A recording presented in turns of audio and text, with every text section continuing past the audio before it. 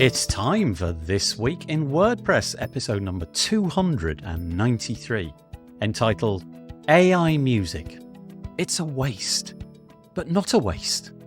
It was recorded on Monday, the 15th of April, 2024.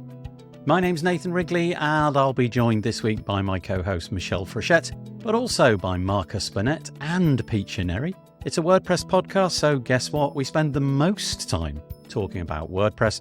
We talk about the fact that WordPress 6.5.1 was the release that never was. What happened to that, and why did we have an upgrade to WordPress 6.5.2? PHP 7.0 and 7.1 are being dropped, so you might need to make sure that your client websites are not using those. The Page Builder Summit is back. We are looking for sponsors, but also we're looking to get people on the waitlist so that we can tell you what's going on and when it's going on. WCEU, WordCamp Europe, has announced its schedule, so we talk about that. Also, I guess you could describe it as a bit of an SEO mess. Woo.com, WooCommerce.com. We're back to WooCommerce.com, but why and how is it affecting people? Gravity Forms have got an SMTP solution. HEIC images, how can you use them? They're what your iPhone produces, but how can you put them on the web? And then we get lost in a minefield, AI music, and it is the most compelling, most horrifying thing you've ever heard. It's all coming up next on This Week in WordPress. This episode of the WP Builds podcast is brought to you by GoDaddy Pro, the home of managed WordPress hosting that includes free domain, SSL, and 24/7 support. Bundle that with the Hub by GoDaddy Pro to unlock more free benefits to manage multiple sites in one place, invoice clients, and get 30% off new purchases. Find out more at go.me/WP Builds. And by Weglot. Weglot, the easiest way to translate your WordPress website.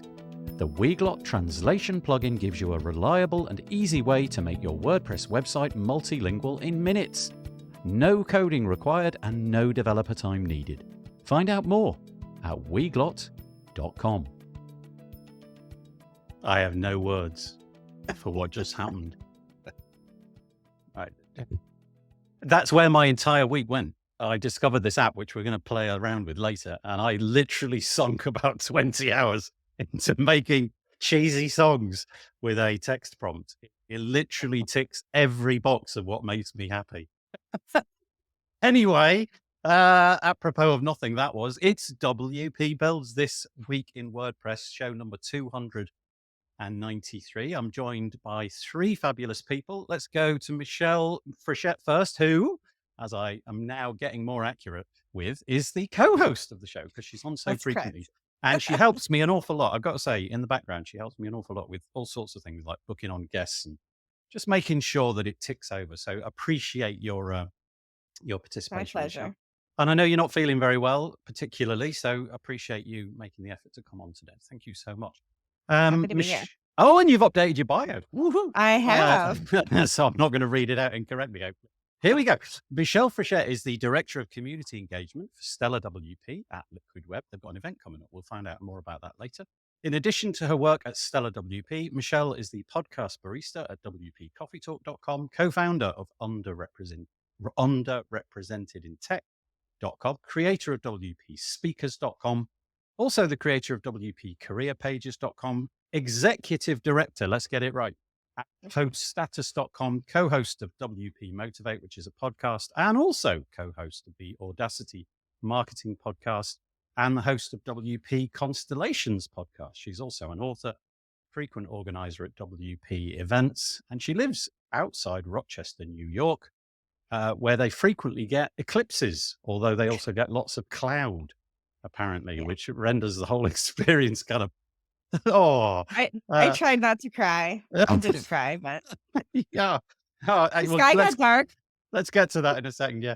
She's an avid nature photographer, so that kind of makes up for it. And you can learn more about her at meetmichelle.online. Before we get to Peter and Marcus, like, how disappointing was that on a scale? Oh my gosh. It was so ridiculous. I mean, I bought the glasses, the lens for the camera, the cover, not expensive, but still, I'm out there and I'm like, maybe if I blow really hard, like the wind. It's like a once in a lifetime experience and it actually passed over your apartment. It did. It did. Except that it was so thick with clouds. I mean, I posted pictures on Twitter, but it was so thick with clouds that literally it just got dark and then it got light again. Like nothing to see. There was a story in the press here about this family from the UK. I don't know. They had loads of kids, like 5 kids or something. They flew them all out at great expense, and it was cloudy. Flew them all back again. Yeah. There you go. They actually made T-shirts afterwards that said something about the eclipse in Rochester, New York. I didn't see the S word. Oh, well, that is disappointing, but thank you for joining us. I really appreciate it. Let's move on. We've got Peacher joining us. How you doing, Peacher? I'm okay. Thank you very much. Yeah. Peacher, I'm all right. you've got a new camera. No, I don't. But it looks like it. I could brag and say that I do. Yeah, there's something just like worked out. the quality I just is worked like out that the Mac has this feature. I can choose portrait, okay. f-stop. Okay. So that's why. Oh, well, it looks really nice because you've got that kind of like Yeah, it does. It's kind of almost looks background. real. Yeah. It does a good job of it. Well, thank you for joining us. Peacher, she's got a much shorter bio. It says Peacher Neri is a UX and accessible design lead, consultant and speaker. She's got something that she wants to tell you about. We'll do that a little bit later in the show. Where I'm living, it's going between like super bright like this to like glum as anything. So it's gonna go between light and shade, but never mind. But thank you for joining us. And finally, Marcus Burnett joins us. And I must say, thank you to Marcus for stepping in because one of our guests had to pull out due to other commitments and Marcus stepped into the breach. So I'm really appreciative of that. How are you doing? Good. Happy to join everyone here. Yeah, thank you. On camera instead of just in the chat. Yeah. Oh, yeah. I mean, regular chat. Yeah, thank you. I really appreciate that. And there's a bunch of people who are commenting as well. We'll get to you. But Marcus is a community marketer at GoDaddy, connecting the global brand with the WordPress community at online and in-person events. Marcus is also the creator of the WP World. We'll have a look at that as well today, which is a WordPress community resource. He's spoken at WordPress events and can be heard regularly as one of the co-hosts on the Do the Woo podcast. Occasionally, he'll flex his design and development muscle on some freelance work or a new WordPress plugin. He's one of the photo directory team reps and loves a good hike with his camera in tow. I'm getting into that. I'm getting into taking camera out on hikes, and it's blooming excellent. I love it. He lives in Central Florida with his wife and 2 daughters who are starting to get too old for his liking. The daughters, I take it. We wouldn't. Yes, the daughters. Yeah. Well, thank you so much for joining us. Thank you to anybody who's joining us in the comments. I think this will be the last week that we managed to push this into the Facebook group because Facebook are hobbling the API. So that'll be the last time that happens. But I might as well say it one more time because you never know. It might actually count for something to somebody. If you are joining us live or you want to tell somebody about it, the best place, honestly, is just to go here, wpbuilds.com/live. If you're there, you can use the YouTube comments, which are on the right-hand side of the player. If you're on a desktop, underneath on mobile. And then in the video itself, buried in the top right-hand corner, is a summation of all the chat. So if you come in from a variety of different platforms, you can see what the other people are commenting. We've had a little problem with the chat from time to time. Some comments don't get through. And if that's the case, I apologize, but I'll try my best to look at them on all the different platforms. If you are joining us from Facebook, I apologize, Michelle. You need to give us permission to know who you are. And you do that by going to wave.video/lives/Facebook and click the little button. But yeah, there we go. One more time, wpbuilds.com/live. And let's see if we've got any chat. Oh, we do. We've got Courtney Robertson joining us. She's taking Peter Ingersoll's fire and running with it. getting in with the weather report straight away. Hello from 18 degrees pavilion. What does that mean? What's it? Is that pavilion? Is that a place? I'm guessing maybe from her pavilion. She says. Oh, her pavilion. My pavilion. Missed that. Thank you. The birds in the trees around me have a lot to say. Nice. Elliot Sowersby joining us from just down the road here. It's probably going light and dark where you are, Elliot, as well. just saying hi. Now I need a vid of... Oh, no. No. No. That was the tune at the beginning. She wants me to sing it. Good morning, says Peter from Connecticut. It's 12 degrees centigrade, 54 Fahrenheit, sunny, partly. We're expecting warmer temperatures today, up to 24. Oh, I long for 24. Let's hope. It's fun to watch WP builds. Yes, I know. That wasn't auto captioned, by the way. I had to make it slightly ruder than it was. But I thought it was better that way. Let's have a look. Birgit, who was on the show last week, she's in Germany. It's 11 degrees centigrade. Very, very nice picture. No idea who she is, but there she is. And there's Zubair saying hello to us all. And Amber Hines joining us with a hand wave. Hi, Amber. And there's a variety of other comments as well. If I've missed any, apologies. Cameron Jones says good evening from Australia. Oh, yeah, that's just popped in as well. There we go. Actually, they sync at different times from different platforms. So I do wonder if sometimes they go above what I'm currently looking at, if you know what I mean. I only see YouTube comments. I don't see Facebook in there anywhere either. So Okay. Yeah, I see a variety of them. And then we've got Birgit, the other Birgit. We got the war at the Battle of the Birgits. That sounds great. There should be a thing that somebody should set up. Nathan's definitely going to do a song with that one. Battle of the Birgits. Yeah, Battle of the Birgits. Oh, yeah. Okay. Let's get on with the WordPressy stuff for this week. There's a fair amount to say. It probably won't be the longest show that we've ever had, unless, of course, we get into the plumbing the depths of AI-generated music at the end. But here we go. This is our website, wpbuilds.com. If you fancy keeping in touch with all the bits and pieces that we do, just sling your email address into there, and we'll send you 2 emails a week. Once when we produce this show, we put it out as a podcast tomorrow morning.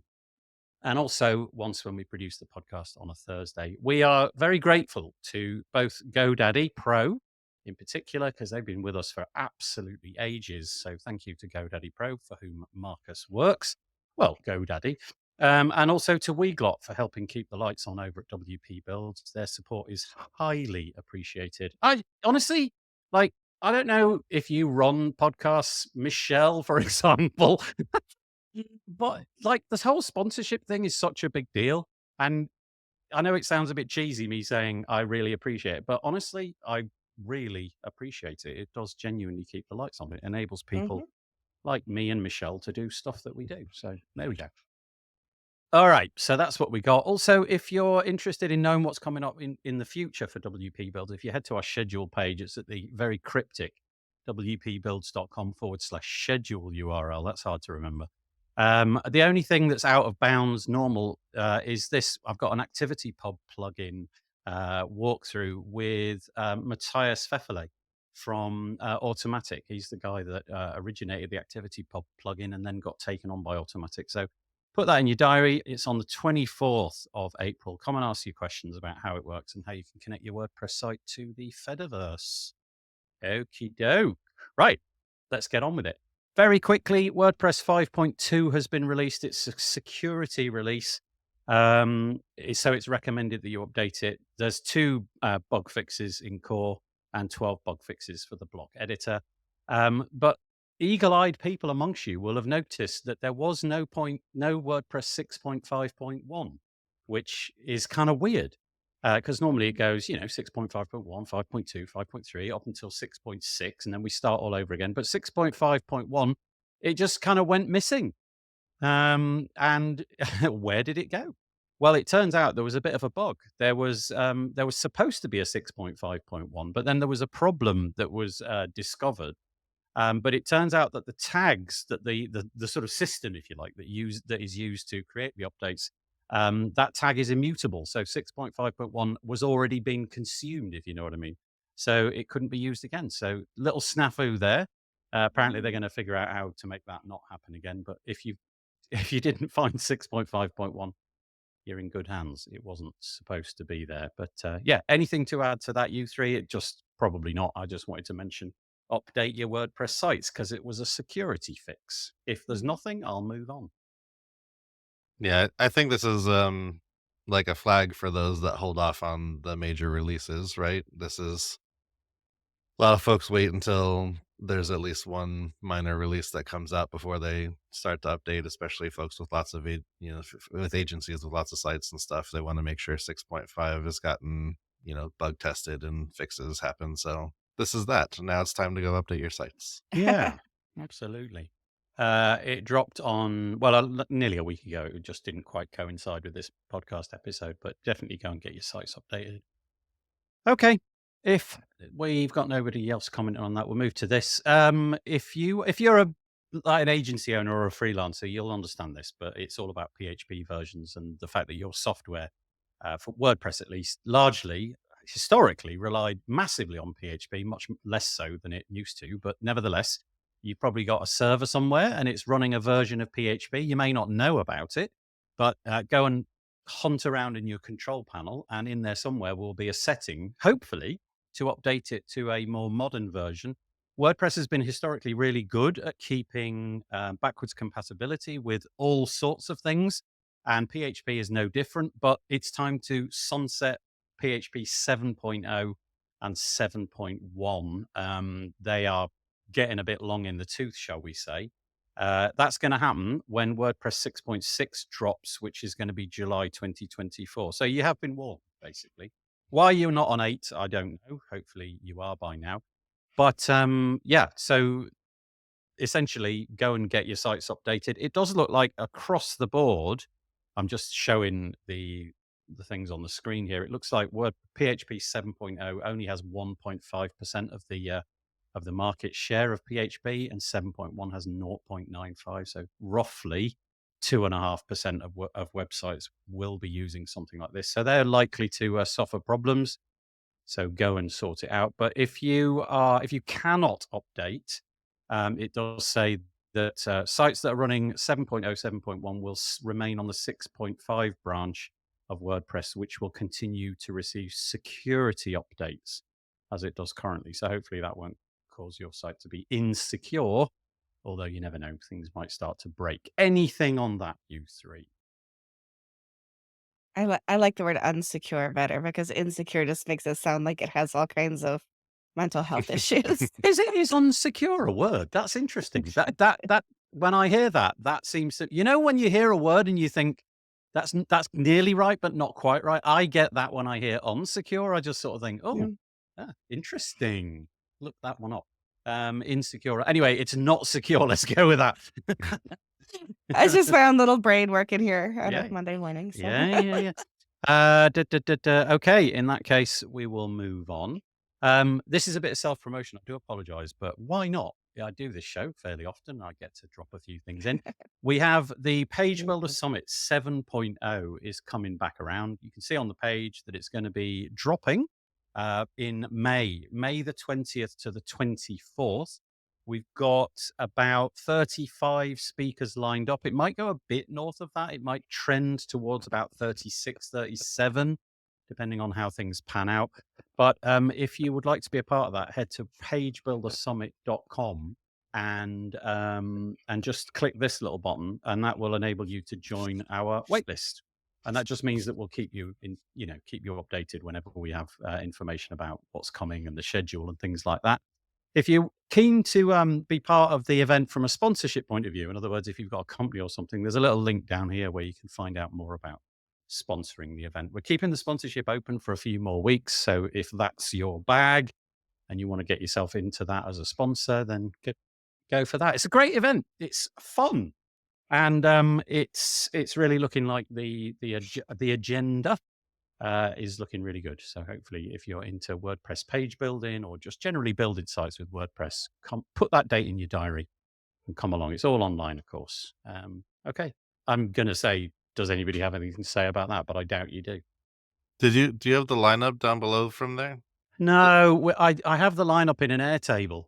I thought I saw some of the folks somewhere. It's a good lineup. No, we have. I'm really curious about the lineup. Yeah, how many talks a day, Nathan? Well, it's like 30, 5 days, isn't it? Yeah, so we've done it as 5 days, and then sometimes we've done it as 4 days, and we've made the days a bit longer so that the Friday is a bit more of a social thing.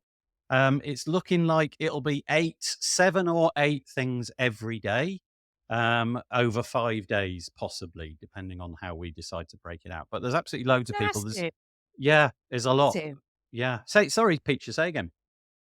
Massive. Yeah, it is. It is a lot So, of work. so And how are you? Sorry, I'm just really curious because I did one online conference and it nearly broke me. I did it by myself more or less, but I'm still recovering. I'm well, well, yeah, sort the of. thing is, I'm broken, so You it's fine. were because Ancient is in Ancient Larue, who's your wonderful co-host, partner, whatever. She's in New Zealand now, Yeah. isn't So she? I, She's I, not ideal. I'm really not giving Anshin her due, to be honest, and I'm just being a bit stupid and self-deprecating. Anshin takes on the burden of organising an awful lot of the event, so she does a lot of the organising and the wrangling of the speakers. I do a lot more to do with the editing of the video and organising the sponsors and that kind of thing. So the speaker and the schedule for the speakers, we always decide it together, but Anshin has done a lot of the work connecting with all the different speakers. But it's a really nice event. We have a nice Facebook group which we bring back to life each time, and there's a lot of comments in there. We do silly things like bingo, and we do networking events and stuff like that. And it's just fun, just meeting people. Last year, there were several people who showed up to say that they took the week off. They literally booked annual leave. There was about 3 or 4 of them, and wow, that's pretty amazing.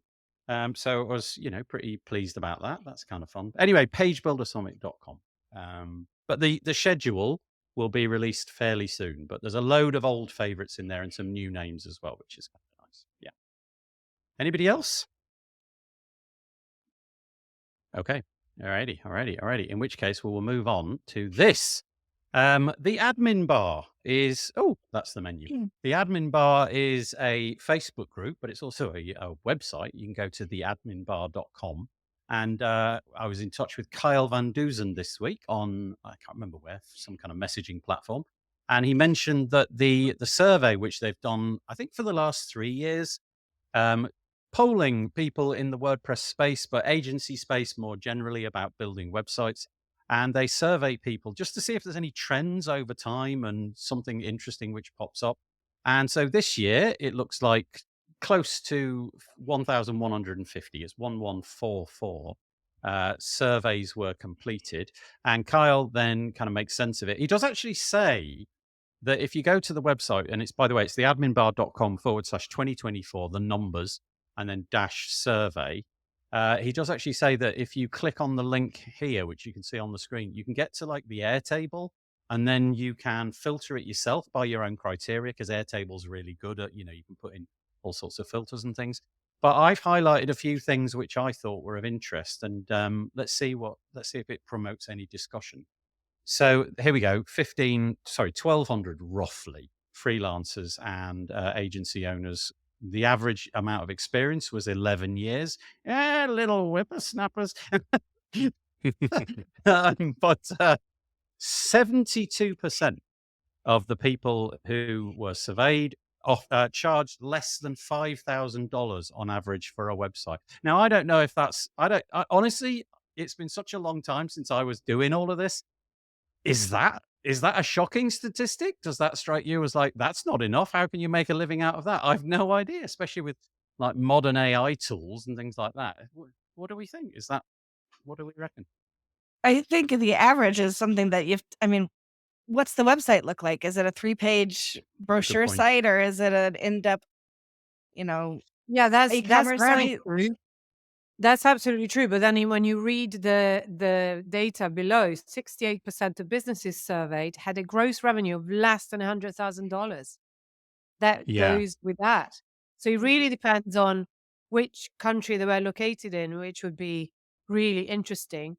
But one thing that I want to say, if I may, is that I just want to say how what an amazing job Kyle does, because he started the WordPress group, the Facebook group, a few years ago when I started another one, and I just sort of, the way he's grown it and made it something unbelievably useful, is incredible. All the stuff that he does with the website, he did the accessibility, weekly accessibility with Amber Hines. It's just amazing what he does. And I find this survey, I was going through it today thinking, this is so interesting. And the amount of time that it must have taken Kyle to also go through all the data. Do you know what I mean? And it's Yeah, really such a good snapshot of the community at large. I mean, it really, I don't know obviously who participated, but I just wanted yeah. to say, I think he There's does. I don't know how he has any time to actually run an agency. That's what I want. And yeah, he yeah. does that very successfully. And his websites are brilliant. The design is brilliant. So sorry, just a little, No, that's fine. moment or But I think spotlight now. I guess Michelle's point about the size of the website. If it was a very small brochure website, then maybe $5,000 seems like quite an attractive price point for you as an agency owner because it might not take all that long.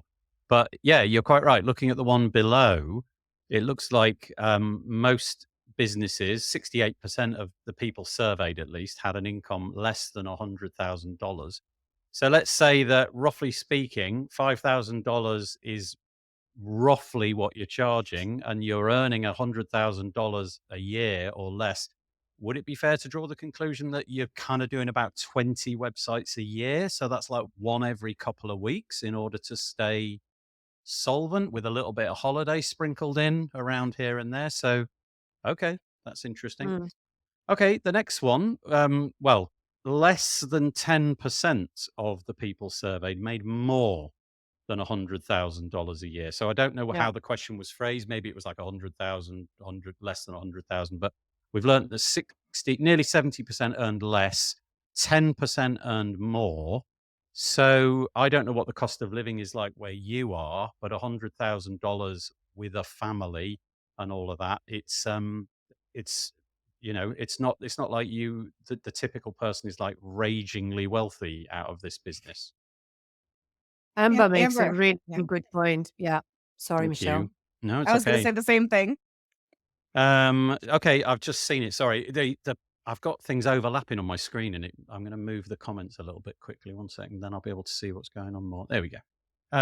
So Amber says, I think bigger agencies are not participating in the community and thus didn't take the survey. It was largely freelancers. Yeah, that's a really good point. I guess Kyle's group maybe attracts a certain demographic. Who want to share that kind of information. Maybe the bigger agencies are a bit more closed off because they've got all of that expertise in-house and things like that. But yeah, that's a really good point. Thank you for mentioning that. She also says, and I can't put it on the screen. Oh, yes, I can. It's just come through.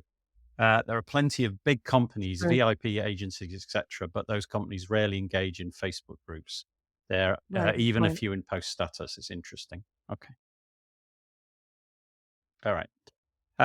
Okay, so back onto the screen. Less than 10% earn 100,000 a year or more. 32%. So this is a new statistic. 32% of freelancers or agencies make the majority of their income from recurring revenue. So fully a third are making the majority, so 51% or more, from recurring revenue. So I'm guessing that's things like care plans or selling some other service like hosting or what have you. Again, that's kind of interesting. I guess if you can get into this is like the golden egg laying. What is it? The golden goose laying the egg or something.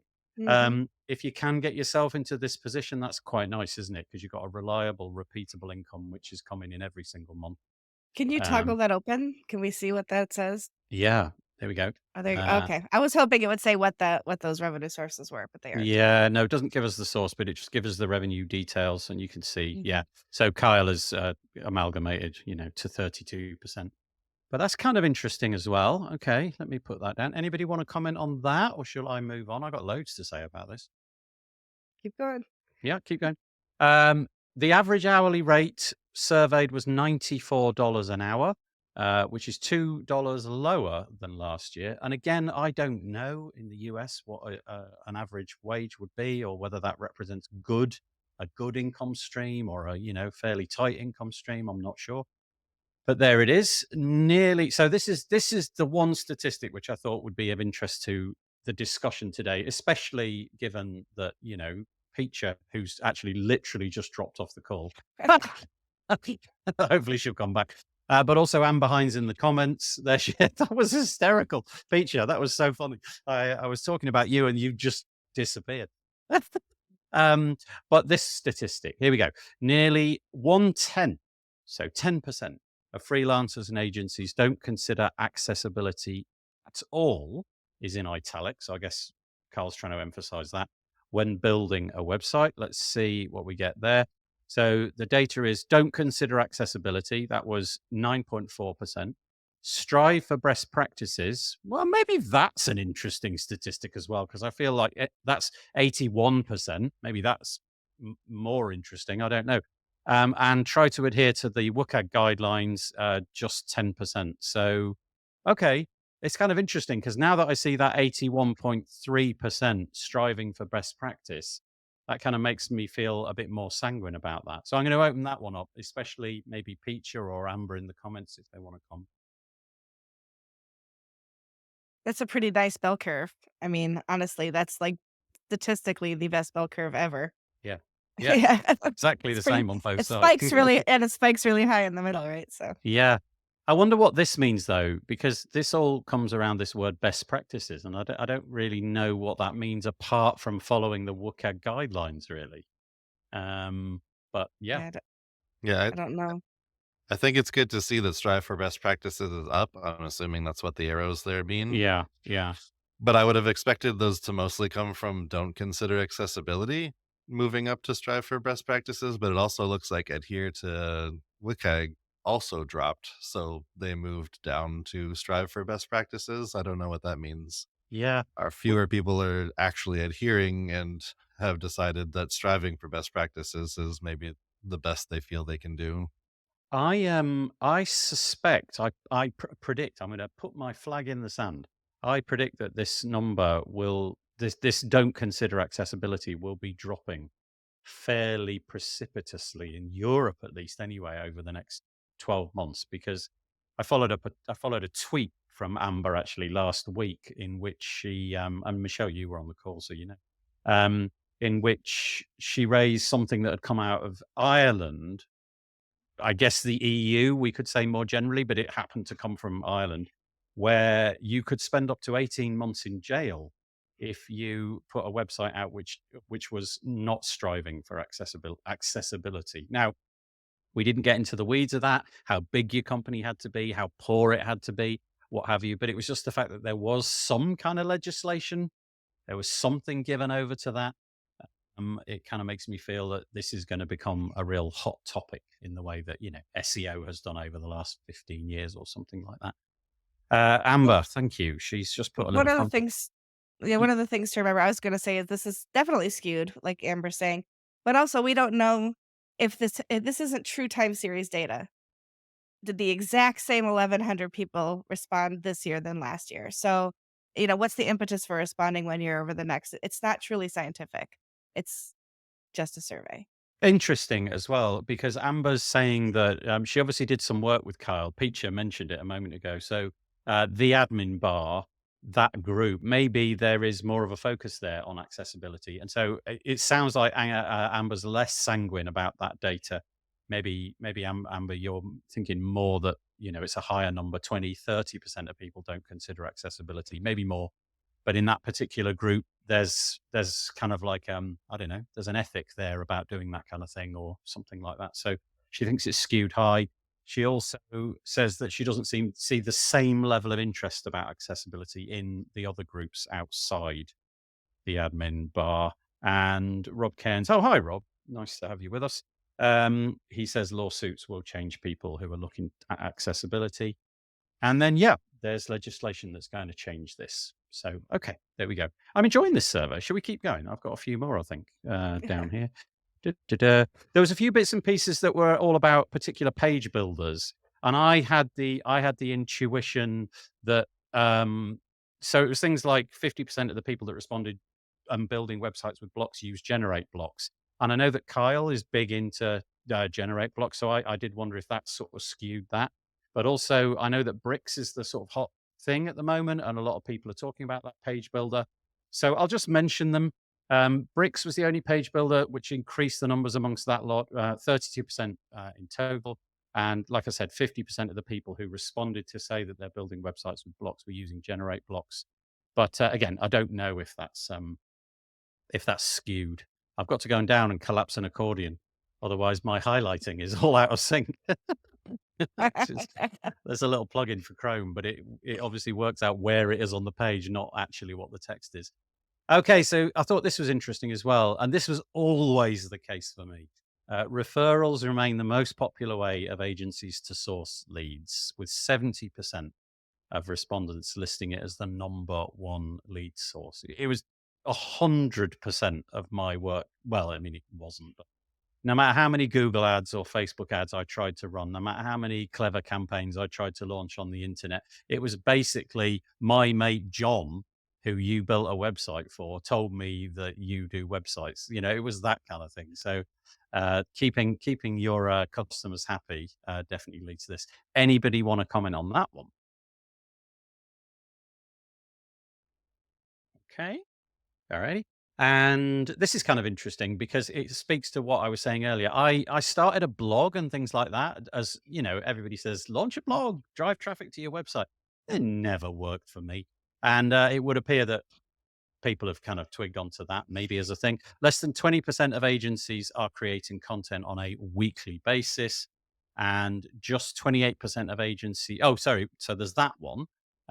So maybe a lot of people have also figured out that writing a blog maybe doesn't get you. I don't know. I feel that unless your blog gets picked up by some other source and gets promoted elsewhere, it's kind of shouting into the void a little bit. He said using WordPress for all these years, which began as a blogging platform. And then 20% of agencies without a niche exceed revenue of $100,000, while 41% with a niche exceed the six-figure mark. So I think basically what Carl's saying there is if you've got a niche and it's a successful niche, you're making your life a little bit easier, you know, whether it's, I don't know, you're going after lawyers or dentists or whatever it might be. That seems to be, on the whole, quite a successful strategy. So I think that was it. Oh, no. Here's one more. 54% of people say that they do not have plans to hire in 2024. So that's kind of seems like quite a bleak statistic, but there you are. All right, so enough from the admin bar. Thank you, Kyle. Anybody want to drop anything just before we move on about that one? I might close my blind because look at me again. I mean, You're glowing. Yeah, check it out. I'm like I've gone into heaven or something. That's ridiculous. Very bright. Yeah, it's very bright. Okay, all right, let's move on. The one thing I would just say about surveys in general, whether it's the WordPress annual survey or this survey, is remember that people who are motivated to respond will have a certain incentive, right? So whether I want my opinion to be heard, I don't care about my opinion, the size of my organization, whether I think it fits me or not. So there's a lot that goes into it. So don't ever take any survey data as gospel truth. Yeah, good point. Yeah, and you know, it says at the top, doesn't it? 1,144 people. So yeah, but interesting. You know, like Peacher says, kind of fun that Kyle's put that together. And thank you to Kyle for that. Absolutely.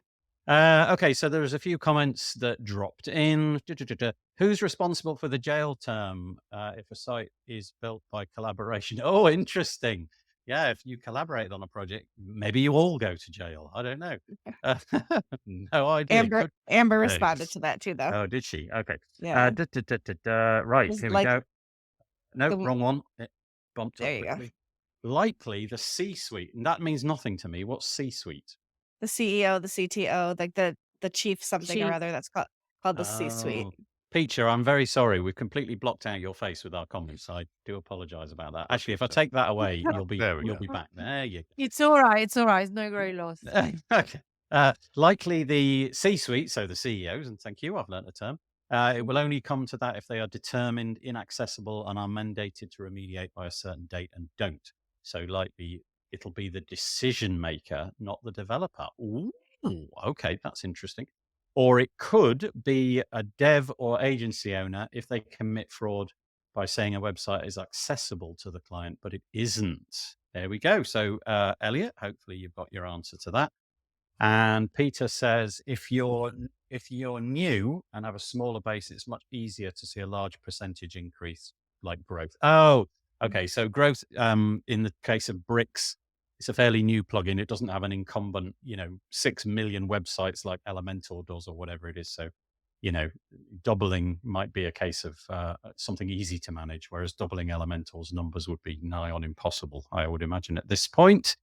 And Elliot says the owner of the site isn't necessarily responsible for accessibility, but if they didn't build it, though, surely. I don't know. I am no lawyer, Elliot. So caveat emptor. Call up Amber. I bet she's got the right answer. There we go. Well, they're not personally responsible, but they're personally responsible for making sure it's accessible, which means they need to make sure that the dev is contracted to build a accessible site. Yeah.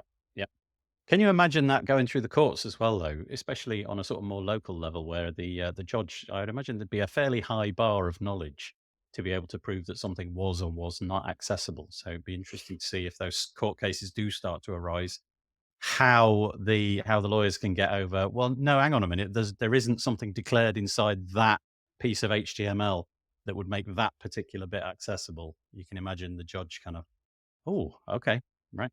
So we will see. Yeah, the whole thing is very interesting. Also with Mhm. European legislation coming soon, I think it's scary. I think a little Okay. bit. Okay. Good morning, says James. Hi, James. Nice to have you with us. And it is very confusing. Elliot. You're quite right. We're all confused, but we're not Yeah. lawyers, so I feel like we got off the hook. Okay, right. Let's move over to talk about WordCamp Europe. It's happening. It's not that long away now. What have we got? I know. Couple of months. And the contributor day. I don't know why I said because it's on the screen.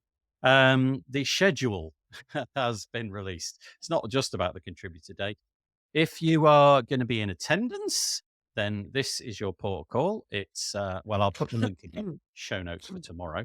But here we are. We've got 3 tracks. We've got a main stage, one called Sala Rosa and one called Sala Azora. What does Sala mean? Does that mean room or something? Does anybody? Yeah? I believe so. Yeah, Okay. it means like room. I mean big room. The Big sala is room. a big one. Okay.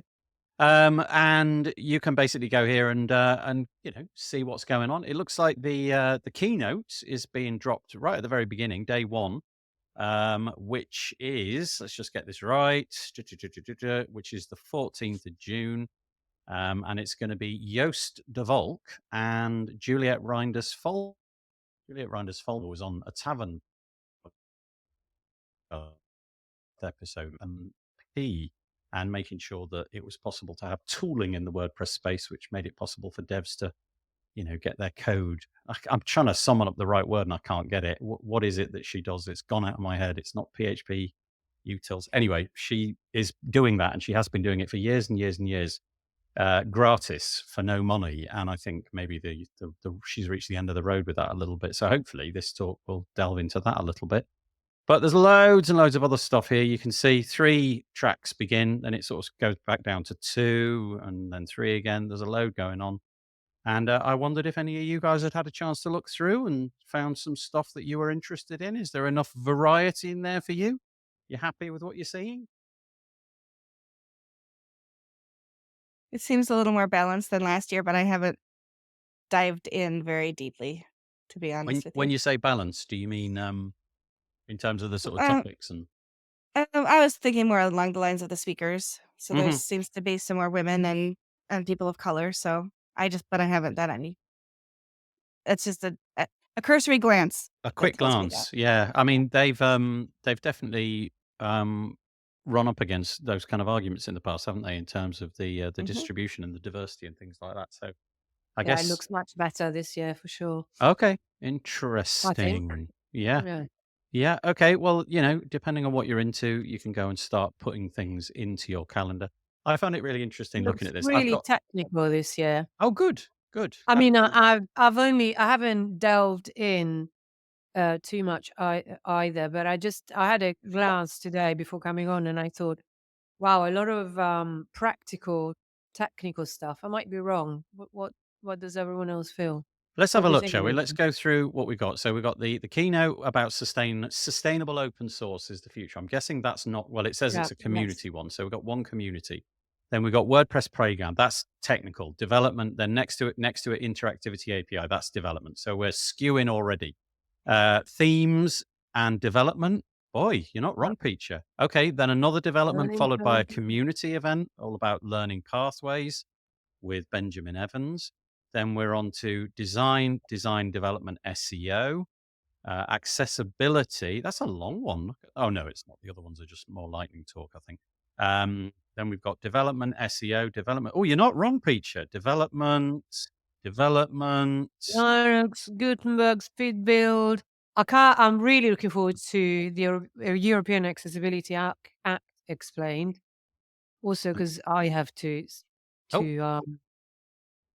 If I you give click a on similar them toolkit from- individually, you can obviously go into a little bit more information about each of these particular events. But you're right. Just looking at that first day, I think it's definitely heavily skewed to the more technical. I wonder if that's based upon feedback that they have.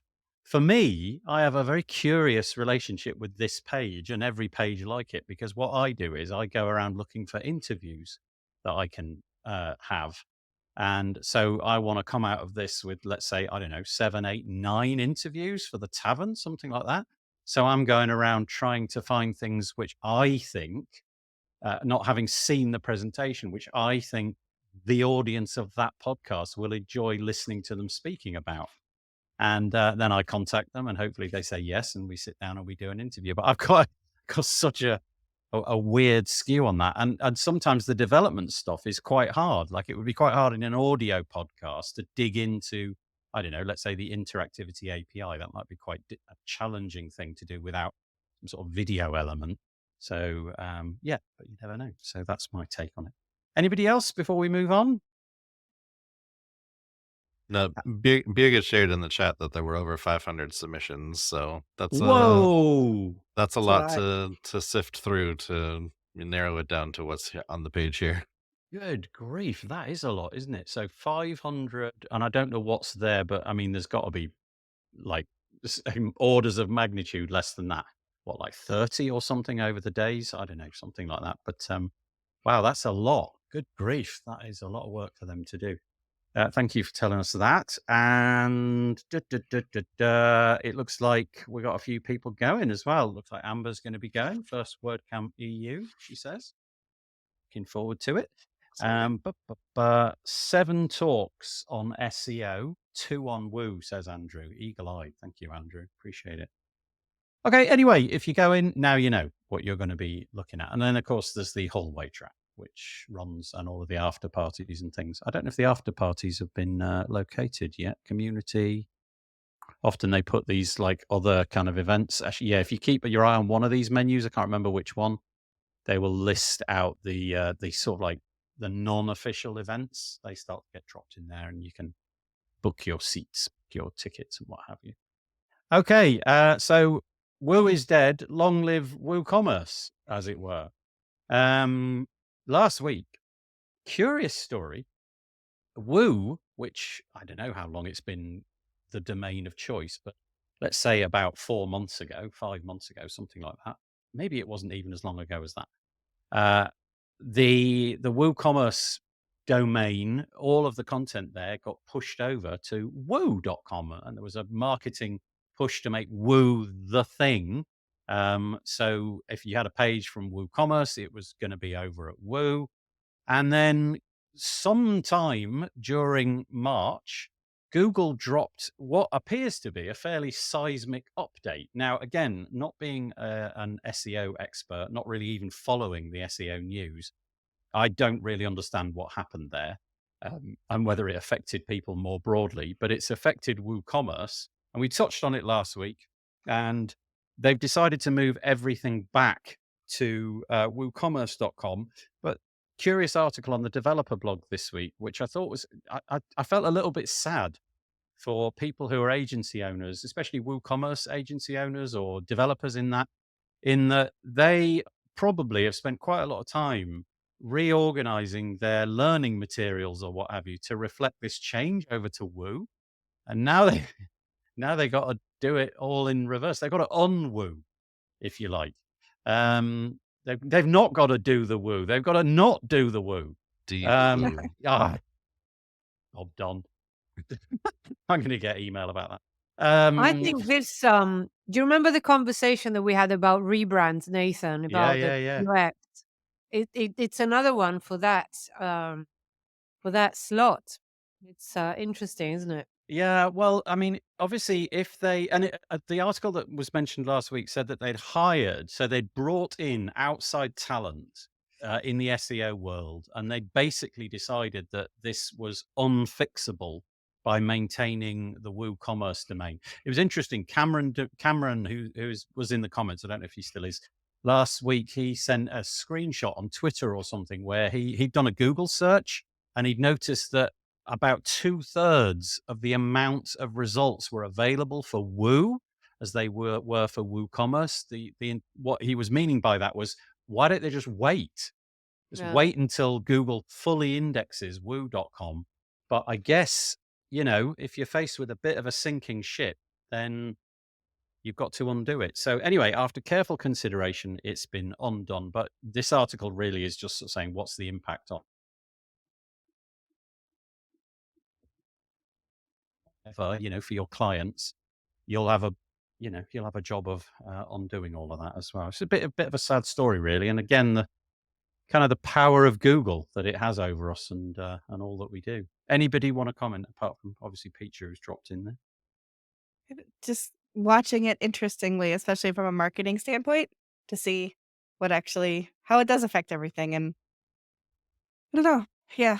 Rebranding is not easy for sure. Yeah, especially something as big as that. There's a lot of money tied up in Woo, that's for sure. And getting it wrong is hard. Right. Okay. So anyway, yeah, that is all happening. And then this came across my radar from a lovely chap called Marcus Burnett.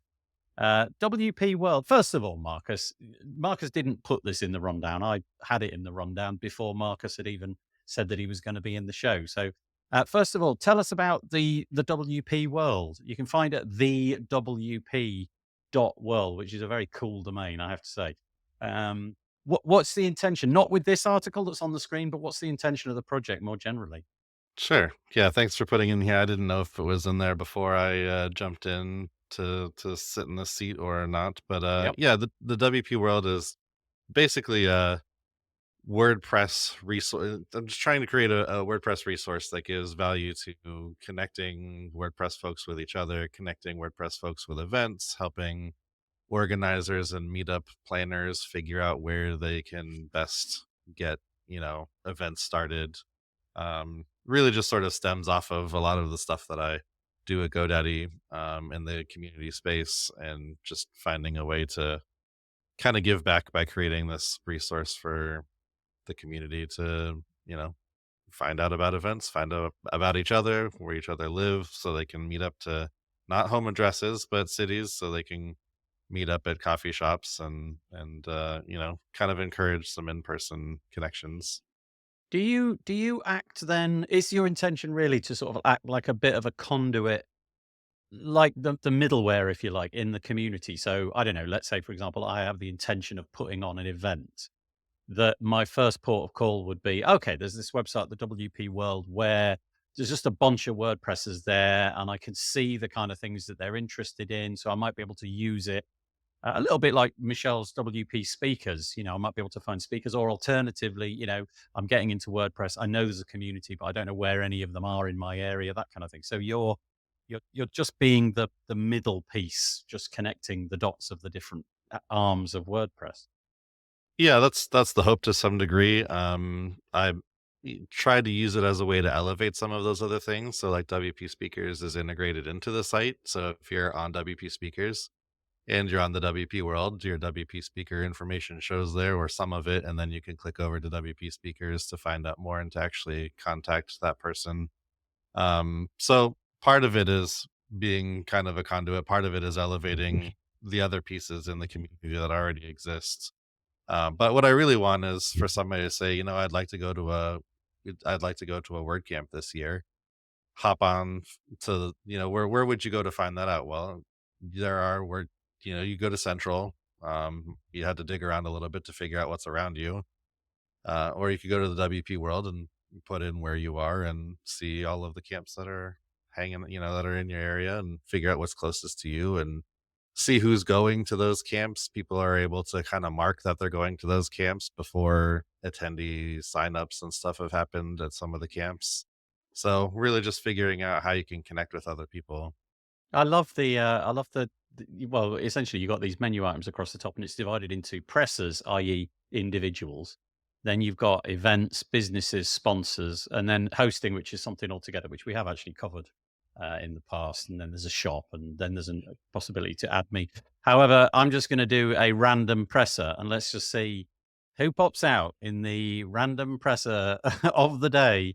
Okay, here we go. And it is Vasilis Manthos. You get yourself a WP Build sticker. Reach out. And but that's really great. The idea that you can go and find a lot of people by location, by country, by the kind of things that they're into, and obviously events and all that. But this is your new thing. From directory to lightweight CRM. CRM meaning customer resource management, I guess. What's the intention here? What are you doing? What are you building? Yeah, emphasis on the lightweight part at the moment. I don't really envision building out a full CRM. There are pieces to a CRM that I just don't think are going to be in here, like, follow up notifications and, um, a whole bunch of personal details and stuff. What I really wanted this to be, so I'll clarify this too, because I've had a few people ask if this is like ratings and reviews for pressers. It is 100% not. These notes are completely private to the person taking the notes. They're not shared with the person who you're taking the notes on. They're not shared with the public or anything. They're private to you. But basically, like I think about a podcast episode that I was a guest on with Adam Silver. We couldn't remember how we met each other. It's been several years, and so, like, what it would have been great is if I had, met Adam at some point, and then I went in and I found his profile on the WP World, and I opened up the sidebar and I typed in, met at WordCamp San Diego 2022, hit save, and then I can file that away and not have to keep that in my brain somewhere to try and come back to later. So then when I'm going to, meet with Adam at some other thing, I can open that up and see, okay, we met at this. This isn't, I have a couple of things, a couple of notes jotted down maybe that were important. Um, you know, he got married a couple years ago or whatever, and I can Yeah, look at yeah. that and say, oh, he got married a couple years ago. I should check in with him and see, it's your anniversary, happy anniversary, or whatever the case is. So, um, yeah, just kind of a way to keep some extra notes. A lot of us meet a ton of people, especially at WordCamps and other events, and to try and keep all of the information that you learn about someone in your head at all times is kind of hard. And felt like this is a good way for you to kind of jot some of that stuff down and be able to reference it later. It's really neat. Do you have an intuition that this will be kind of like live data at any point? So in other words, if I had this, I don't know, I could set my status to at WordCamp Europe or something like that. I could then, I don't know, use it whilst I'm at WordCamp Europe to make contact with people, like a messaging system or something like that. Maybe I'm pushing it a bit far. Yeah, I so far anyways, because I'm a team of one person, have stayed away from anything that requires real heavy moderation between Mm. folks. That can very quickly and easily be abused and become a problem for people. So I have not really created anything in the site that allows you to directly contact another person through the site. Um, all the details about their LinkedIn and Twitter and stuff that they've opted to share are there and available for you to reach out in Slack or reach out in Twitter, however you'd like to contact them. But I don't want to. I've stayed away from anything that requires me moderating lots of messages that go back and forth between people because I don't want it to be a problem. Yeah. Yeah, I can well understand. So a couple of nice things. Firstly, the comment no, not that one. Amber, sorry, Andrew. It wasn't that I didn't want to see your comment. It was just not the comment I intended. Amber Hines saying that this is neat, which is true. It is neat, but also Beergit, whether it's Beergit 1 or Beergit 2, I don't know. Oh man, It's Beergit Howley Hack. She says really great work for the community, Marcus. She's obviously saying that's great. Uh, some awesome. of the some of the comments are not coming in, so apologies for that. I can't put them all on the screen, but I can try and read them out. Yeah, The Go on. Just another quick note that I Mm. sort of amended to this after it. It's at the bottom of the article, and there's an update there. But if you're not keen on having someone leave notes about you, that's totally fair. If you log in and go to your settings, you can turn off the notes feature for your profile, and then folks will have to leave their notes about you somewhere else. But I wanted to make sure that if you didn't want people leaving notes about you, that you were able to turn that off. Look at this. I think the UK's winning. The UK has 146 on its on its. Oh no! Oh no! Look, if you get the whole of the United States and add them all up. No, duh.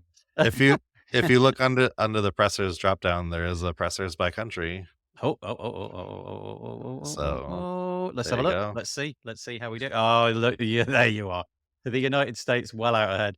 368. I have knew signed it up would so have to far. be Spain. There's a WordCamp for every Spain is huge. weekend. Really? It's incredible. It's Yeah. huge in Wow. Spain. Okay. I didn't So- realize until I started this project how big a community Spain has. It's And bear incredible. in mind that it's that there isn't a huge amount of English speakers, so I'm sure that you'd get even more people. Once the project gets better known, Spain is unbelievable. Huh. Really good. There you go. Yeah. That's kind of fun. England comes in fourth place, like they do in just about all tournaments. In fact, Just off the podium. yeah, that's right. This, do you know what? Do you know what I'm thinking? I'm thinking in a few years' time when this has grown and grown and grown. Because honestly, that's a pretty impressive target. You've got 1,378 people who've signed up thus far. It's not bad, but there are more people in the community. So Oh, yeah, I'd like but to see them sign up. Getting people to come and fill out a form is hard work, right? We know that. True. And so that's really impressive. I can see a survey coming on though, Marcus. It's like Kyle's survey, but slightly different. That would be fun. All right, the WP.world. That is a URL. Who knew that you could buy a .world domain, but you can. Okay. Anybody else want to contribute to that before we move on? Okay. All right. I think I'm going to leave that one because time is going to be a little bit short. So I'm going to move on to this one instead, if that's all right. And I'm going to hand it straight over to Michelle. I'll just simply say that there is an event. It's called There is an Stellar event. Spark Conference. Mhm. What is it? It's just a one-day online conference for all things WordPress. And what we're hoping to do with it is show people who are newer to WordPress some of the great things that it can do and that are possible and how the community pulls together. And have some deeper talks too that would appeal to people who've been using WordPress for quite a while. So yeah. It's a call for speakers and it is a call for speakers. It's going to be held on the 19th of July from 10 a.m. to 5 p.m. ET, and looking for a variety of presenters to choose from so that there will be something for everyone, no matter what level of expertise they have within WordPress. Yes. Okie dokie. Right. Let me just quickly sort something out over there. Sorry, I've got something which is just over there somewhat unexpectedly and kind of diverting my attention. It'll be in the show notes tomorrow. stellarwp.com/stellar-spark. Do you know what the uptake's been like so far? Have you had a few people interested? We just announced it on Friday, so I haven't even checked my email yet to see if anybody's applied. Excuse me. No? But we'll have a landing page soon for more information, and so people can register for the event as well. So that's forthcoming, but my first order of business was getting some really good content. So Okay. Thank you very much. Like I said, links in the show notes tomorrow. Okay, moving on. New product time. This is coming out of Gravity Forms. I got a message. I think I was chatting with Matt Medeiros, who is now working with the Gravity Forms team. And he mentioned to me that they've got a new product which has just launched. It's a plugin. It's called Gravity SMTP. And it is exactly what you'd expect it would be. It is a plugin which you can install in your WordPress website, enabling you to send email out from that and not just use like the PHP function built into your WordPress website and using your hosting environment's server to send out emails, which is never a good idea. and they've launched it as a V1. There's a bunch of commercial rivals and free rivals that do similar things, but I guess one of the nice things it's got built out of the box, these are your if these are your email marketing platforms of choice, not marketing, email sending, let's say that. They've got Brevo or Brevo, I don't quite know how to pronounce that, Mailgun, Postmark, SendGrid, and then you can just use good old SMTP, but it looks like more or less like a one-click solution for those platforms. The only caveat is that you need to be, in order to get this, you need to have a Gravity Forms Elite license. I don't know what the paywall on that is, but if you haven't got that license, you won't be able to you won't be able to download it. Let's put it that way. I'm imagining it's GPL, but you don't need Gravity Forms to make it work. If you don't have Gravity Forms on your website, you can install this and get it to work. So there you go. If you're a Gravity Forms customer, and especially if you've got that elite level, you now have it for free, gratis. That's quite nice. Okay, all good. And do any of you have an iPhone? Mhm. Yeah. Do you ever try to get images off your iPhone and get the rest of the universe to see them? It is so annoying. What the heck were Apple thinking? Like, Why? what's wrong with a JPEG, Apple? So it turns out that, just about every Android phone just saves everything automatically as a JPEG, right? And then you can suck it out of your phone and stick it anywhere, absolutely anywhere. But not an iPhone. Apple in 2017, for their own reasons, decided to use this image format called HEIC, which stands for High Efficiency Image Format. Now, they did it for all the right reasons, because it's teeny tiny. The compression is utterly remarkable, apparently, although there's probably better algorithms now. But I ran up against this problem. I genuinely didn't know that the iPhone use this image format. And then I tried to share an image with myself from my son's phone. I have an Android phone. I don't have, well, actually, I have I don't know what to call my phone. It's like you have to shovel coal into the back of it. But I had an iPhone, an Android phone. And then my son tried to share photos, outside of like a platform which would do the conversion on the fly. So, and I had nothing that could view it apart from I've come to my Mac. Oh, all's well. But I go to anything else like a Windows PC. No, you're not looking at this. And I just genuinely didn't know that was a thing. So firstly, okay, Apple, I get it, but naughty as well. And Peachy, you're obviously a bit ticked off about it. But this week, the guys at Metaslider introduced me to a plugin which would get rid of this problem. They've got an article entitled "How to Use HEIC Images for WordPress." It's basically a fix. You download it, and on the fly, it converts it to a JPEG. Nice. And this is quite important. So if you're like trying to put your HEIC images into a browser, more or less forget it, because only Safari has native support for it. So there you go. Salutary lesson. Anybody using an iPhone, the heck, bin your iPhone. No, don't say that, Nathan. Don't bin your iPhones. They're lovely in many ways. They're fabulous, I'm sure. But did you know that was a thing? Like when you took pictures, did you know that it was all done in this weirdy format that nobody else can see apart from other iPhone users natively? I've only encountered an issue with it once or twice when I shared an image with my computer and then tried to open it in Photoshop, but most of the time it saves as a openable thing to me. I share it as a JPEG or whatever.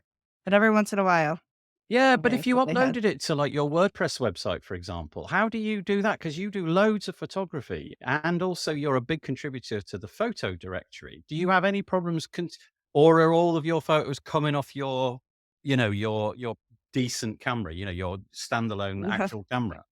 They're not all coming off my Canon camera. Every time I travel overseas, it's just from my phone. But I would never post anything anywhere without first editing it in some sort of software. Got it. And so I open things in Lightroom, which is an Adobe product, to be able to really fine tune. I think a lot of photographers use Lightroom. And then if I need to take out more blemishes and things like that, I will often open it up also in I always say post status because that's what PS means to me. Photoshop. Now you know where my head is. But yeah, so I honestly have only had once or twice where I had to resend a photo to myself and then download it differently, but I don't usually run into issues. Mark Westgard, as is always the case, has the answer. Mark Westgard says, go to iPhone, settings, camera, formats, choose most compatible. And then I'm guessing it doesn't do that. It saves it as a JPEG or something like that. Sage words, Westgard. I wonder if I've already done that, and that's why I don't. Yeah, have maybe that's why, and it doesn't. Maybe cause you if I problems. did, it was a long time ago. Yeah, but also I wonder if I've no idea. You would know more than me. I wonder if the photo directory might take care of that for you. I wonder if it does any of that kind of image manipulation on the fly. I would doubt it, but I don't think so. you never No, know. I was gonna say in preparation for this, I did a couple last night to just one of my media libraries, and they worked just fine. And I was like, "Is this a problem people are having?" But I must have done exactly what Mark is proposing here at some point years and years ago, because when you upgrade, generally your settings follow you around. So I must have done this whenever it first came out. It could be because when I go to I upload, had no idea. it's a JPEG in the media library. Okay. And then it turns it into a WebP for whatever other reason that I have going on. But it's Thank you, already Mark. done the conversion for me, and it must be that it's saving it out based on this setting that Mark Okay. proposed. Yeah, because my son's phone was just basically out of the box. I mean, he's had it for a little while, but he's not one to tinker with the settings to improve or optimize the phone in any way. And I couldn't see them on anything. We had None. yeah, it was really hard to see it on anything. But now I know that if you've got a WordPress site and you want to have those high quality images with low file format size, then you can still do it according to this article and that particular plugin. But it's another problem fixed by WordPress. I just checked, and I do have mine set as most compatible, which is probably why I haven't run into issues. I wonder if that's part of the onboarding. I wonder if I part of do the now. onboarding is to Peach. Yeah, there you go. I will Well, say I'm that really sorry. that's okay. Go ahead. No, I just wanted to say thanks again to Mark because I didn't Yeah. know. Well, he says that pretty cool. it will stop HEIC airdrops even on photos taken prior to changing that setting. So what? You can no longer do airdrops at all. Airdrop, is that the technology where it allows you to sort of stand in close proximity to somebody and Yeah, sort of but just it quickly never snap? worked for me anyway. Not Okay. even from my computers and my phone, so I won't miss it. It's Yeah. fine. Okay. Oh, it actually works doesn't fine work. when you've turned that on. I use AirDrop all the time between my phone, my computer, and other people. Okay. So that's not an issue. Right. There we I go. will say though that you do have to upload a JPEG into the photo directory. It will not convert photos for you. It must be a JPEG in order to be uploaded. Do you know, just on that, right? Not apropos of nothing, certainly not this HEIC. Do you know if there's any thoughts into modern image formats like WebP and AVIF for the photo directory at any point? Because my understanding is that you can save up to 40% file size if you go with, let's say, AVIF, AVIF, over JPEG. I mean, obviously JPEG's been like the bulwark for years and years and years, but it's getting sort of left behind. I still default to JPEG all the time. My camera does JPEG, my phone does JPEG, but I guess it would be nice to have smaller file sizes on the photo directory. So anyway, there we go. I'm not aware of any Okay. movement in that direction. I don't know if Marcus is. Yeah, not currently. I imagine that maybe there would be some tooling around that where, it remains a JPEG in the directory, but if you're using a plugin to pull, or even Core to pull photos from the WordPress from the directory, that maybe when it's doing that and putting it on your page, it will convert it from a JPEG to a WebP or AVIF or something. I'd imagine that there will be some tool that stands in the middle to do some optimization. I don't know that necessarily the directory itself will host multiple formats. Jerome is in the comments. He's saying that his RAWs are 30. Okay, wow. RAW images of up to like 40 megapixels. Yeah, we are getting to the point where cameras just create ridiculous amounts of data. I think it's Oh, yeah. Dan maybe was showing me he's got a Samsung Galaxy 7 trillion or whatever it is. And it's got like 800 cameras on the back and all of them do a different thing. But he took a picture and I think it was like 40 to 50 megabytes on the top setting. But then when you zoom in, like you can see the tiny insect on a leaf, which is like over the horizon. It's Yeah. utterly, utterly remarkable. Which is what But we all need. yeah, We yeah, all- yeah, exactly. But the file size was truly huge, and obviously clogging up the internet, like public-facing websites. We mostly don't need anything of that magnitude, you know. So yeah. Anyway, thank you, Jerome, for sharing that. Okie dokie. I just wanted to put this in people's path. This was released this last week. It was actually 10 days ago, but I missed it last week. And it's an introduction to Playground and running WordPress in the browser. I'm just going to link to it. You can find it on the developer.wordpress.org site, link in the show notes tomorrow, but it explains the how-tos of running Playground in your browser and how it all works and how you can get yourself like a 101 of how that actual voodoo works. And then very quickly, Andrew Palmer, what the heck? Andrew sent me a link about 10 minutes before we went. He said, you've got to have this in the show. So here it is. And I could have got this wrong, Andrew, so forgive me, right? But it would appear that the latest version of WordPress 6.5 has a different way of uploading plugins. So once you've uploaded a plugin, rather than the plugin's uploaded and the page refreshes, it does an AJAX call, basically to say, we've uploaded the plugin. And now that apparently might break a load of onboarding experiences for plugins, which at the page refresh would send you somewhere else. Like, you know, here's how to use our plugin page. Well, that might no longer be the case. And so this track ticket, no, it's not. It's this. Yes, it is. It's a track ticket.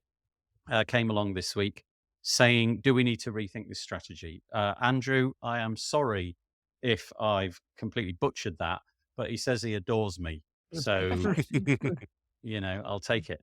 If I butchered that, I apologize. But that was in the brief 1 minute that I had to try and parse that. That was kind of interesting. But I can imagine if that's the case, a lot of plugin developers will be kind of a little bit up in arms. But then again, I don't know whether I want them to be up in arms. I don't know. I don't know what I think about this because I don't always want to be chucked into an onboarding experience straight away. Not sure what I think. Maybe I'll let you decide for yourselves. But anyway, I'll put that into the show notes. And Andrew says you have to refresh the page to get to the onboarding. Yes, exactly. So I think I got that about right. You have to actually refresh the page, which nobody's going to do, right? Nobody's, when they've uploaded a plugin and it says plugin successfully uploaded, nobody's going to go and actually hit refresh on the page. So that beautiful onboarding experience that gets your users through your plugin onboarding is going to be no more. Hat tip to this man, doom speaker that he is. It's Tim Nash. Tim Nash is on this show quite regularly, and he released a video. You got to watch it. It's great. It's like a narrative version of WordPress. There's a podcast called, what's it called? Darknet Diaries. And it's all about, you know, stories things that have happened to people. And I think he's taking a little bit of a, But it go on. just, He's brilliant. if you hit play, I expect to hear things like, hello, darkness, my old friend. Yeah. It's so good. So it's 12 minutes Brilliant. of story about, you know, how WordPress websites can be hacked. Unfortunately, I can't share the audio because the platform doesn't allow me to consume the audio. But just a bit of a hat tip. Thank you, Tim, for producing content like this and going above and beyond, really, because I know that He's making brilliant. content is quite hard, and making it appealing and narrative and interesting and engaging takes lots longer. So bravo. Yeah. Yeah. Anybody else? The next one should be a musical, though. But like an unplugged version, though, Yeah. to make Yes. it truly gritty. Yeah. Great. So it's called, actually, funnily enough, it's not actually showing the title. Oh, it's gone over there. Memes Gone Bad, Scary WordPress Security Short Story Time. And he released it 6 days ago. So give it a watch. It's definitely well worth it. And let's hope he does more in the future. That would be great. Great. Okay. Right. Let's do a little bit of promotion this time for Peacher. Peacher. What's going on? What are we looking at? What's going What's on? going So on? I hadn't done a masterclass or anything or any courses actually for ages. And it was about time. So I teamed up with Joe Natoli, who anybody who's ever done a design course or been interested in design probably knows Joe Natoli. I certainly learned a lot from him, and we started working together last year. So, and really, it all starts from typography, doesn't it? Because uh, they say that 95% of the web is typography. It probably is true. And it's essential because to me, it's not just typography in the sense of content in general, is absolutely essential to the web. So we're doing this uh, typography masterclass, which I don't think is just for designers, by the way, not at all. It's for anybody who works with content on the web. And it's not just about picking a nice typeface, not at all. We'll be looking at HTML structure and all the rest of it. And it will be opened as well, which I haven't actually put in the sales page yet, by a couple of users, one of whom, couple of people actually, one of whom is Lazar, a friend of mine who's also who's blind from birth and has been using a screen reader since 2004. And he Gosh, demonstrates how he works as an accessibility tester now, nice. and he will demonstrate what it's like for him to encounter a page that doesn't use correct HTML structure and so on.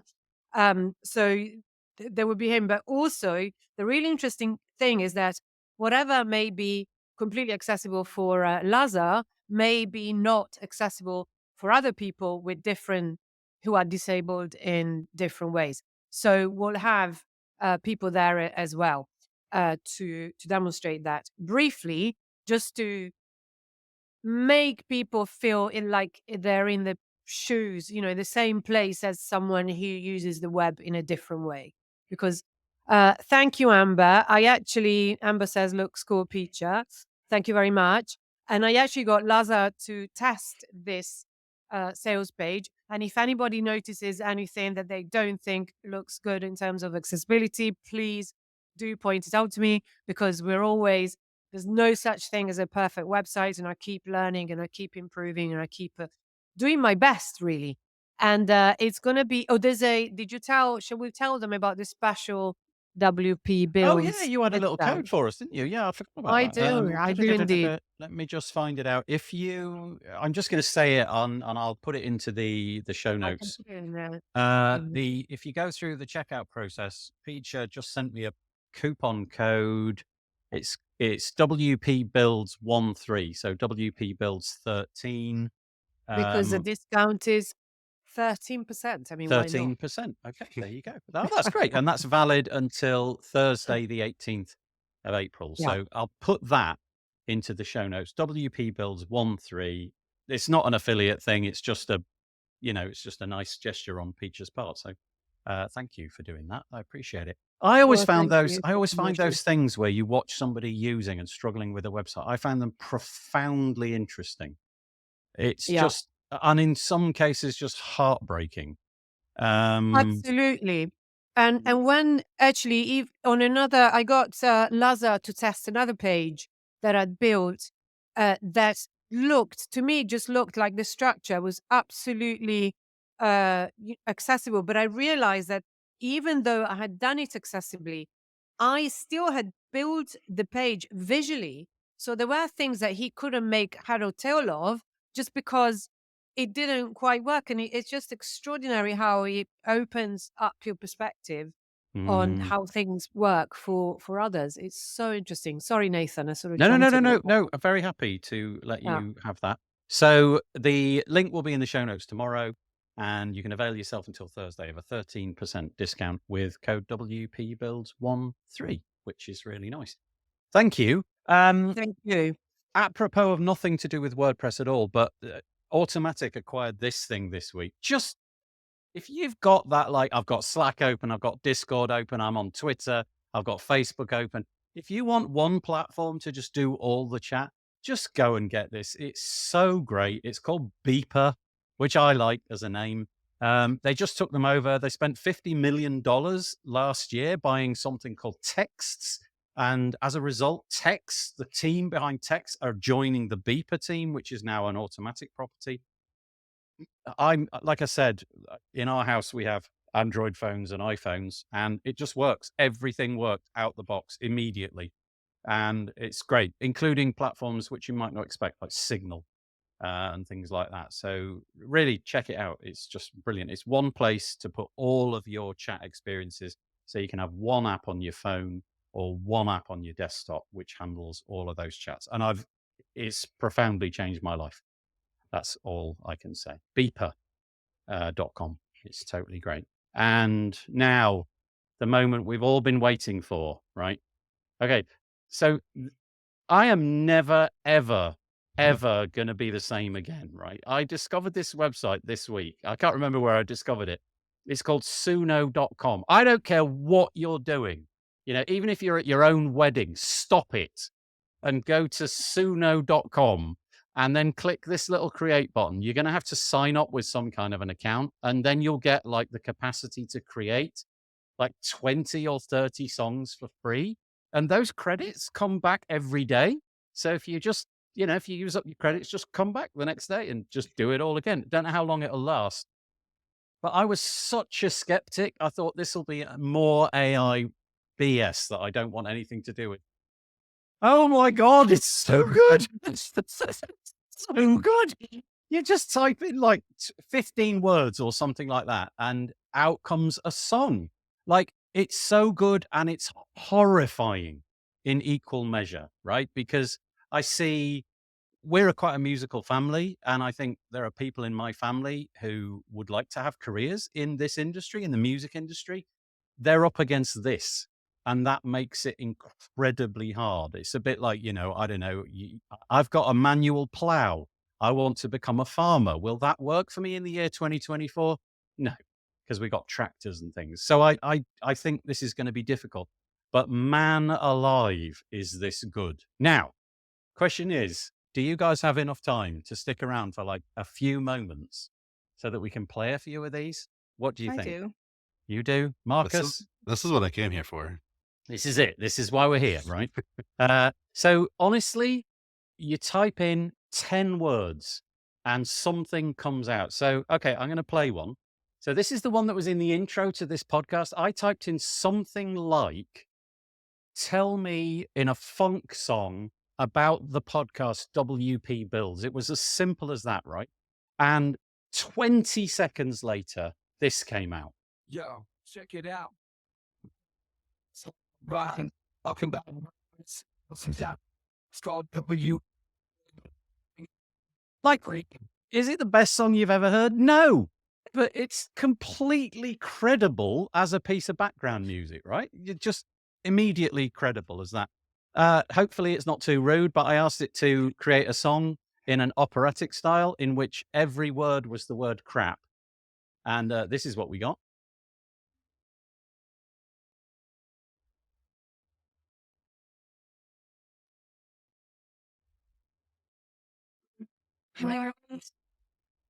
Oh, it gets so much better. Here we go.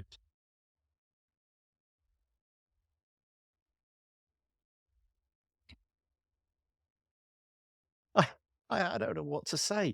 I asked it to create a song about the joy of watching paint dry, and I got this. The joy of watching paint dry. Brings us to my face. And then I asked it to. I'm a big friend with Bob Dunn, so I asked it to create one where every word is the word Dunn, D-U-N-N.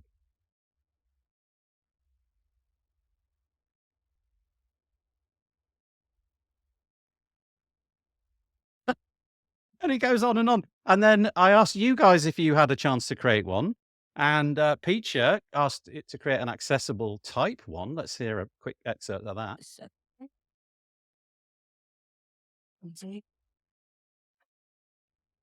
And my Masterclass book, accessible typography, that's Jonas. So you put his name in and it got... This is about your masterclass. The promo. Joe's a legend. I'm going to stop it there, not because I want to, but because... I did ask for a punk song, and that's not quite my Okay. idea of punk, but Okay. Right, but Yeah. I'd listen to that. Yeah, I would exactly. Exactly. Yeah. This is the thing, right? Don't you think it's going to get to the point where rather than use Spotify to listen to songs that somebody else made up, you're just going to tell it like, just play me loads of stuff. Just make me loads of stuff up that I've liked gonna in the make past. stuff up. Yeah. Yeah, that we like. Yeah. And then I had Marcus send me one as well. I don't think I'm going to be able to play yours, Michelle, because I can't download it from the link that you sent me. But Michelle sent me one as well. But this I is... sent it to you in Slack too. Oh, I didn't see that. I do apologize. And It's okay. anyway, here we go. Marcus's...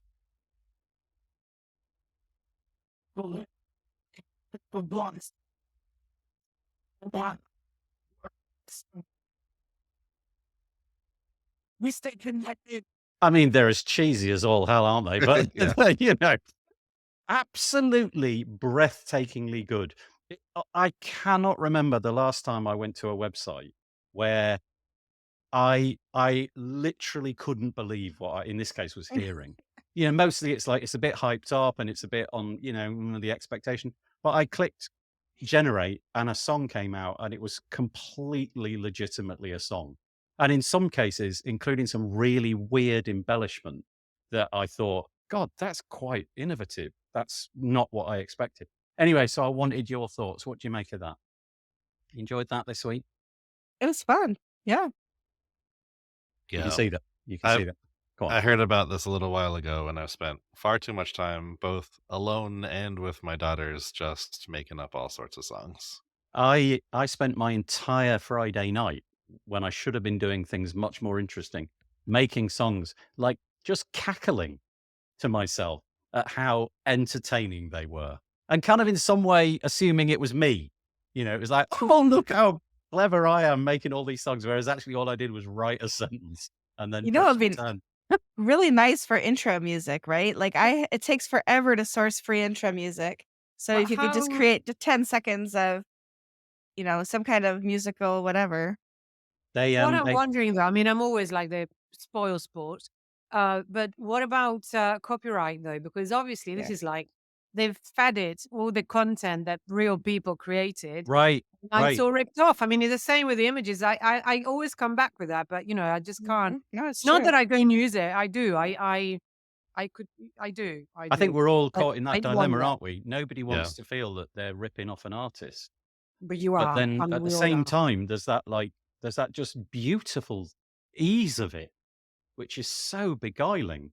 And I think you're right. I think maybe that the ship has sailed there. Maybe we needed legislation before the AI started to suck up everything that was freely available on the internet. But I think that ship has maybe sailed. Anyway, that website is called Suno, SUNO.com. And do not come blaming me next week when your productivity has gone through the floor, but you've listened to about 8,000 songs all about your cat.